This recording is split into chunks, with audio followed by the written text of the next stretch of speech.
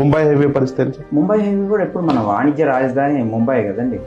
Mumbai highway వచ్చి సదాశివపేట అండి, మంచి రిటర్న్స్ వస్తుందండి. ఇప్పుడు అంతా సంగారెడ్డిలో అతిపెద్ద మున్సిపాలిటీ సదాశివపేట అండి. దాని దగ్గరలో జహీరాబాద్ లో NIMS national investment manufacturing zone అనేసి 13,000 ఎకరాలు వస్తుంది. సో అక్కడ ఉన్న పబ్లిక్ అంతా ఏంటంటే సెంట్రల్ గవర్నమెంట్ ఉన్న వాళ్ళందరూ సదాశివపేటలోనే సెటిల్ అవుతారు, అక్కడ ఉన్న ఎంప్లాయీస్ అందరూ. సో సదాశివపేటకి మంచి డిమాండ్ వస్తుంది ల్యాండ్ ఇన్వెస్ట్ చేసుకున్న వాళ్ళకి.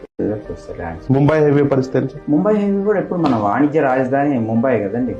ముంబై హైవే వచ్చి సదాశివపేట అండి, మంచి రిటర్న్స్ వస్తుందండి. ఇప్పుడు అంతా సంగారెడ్డి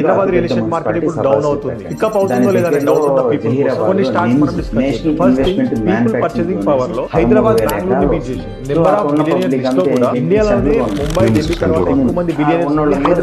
అలాగే Telangana 14% per annum, 8.5% per annum growth తో దూసుకోపోతుంది.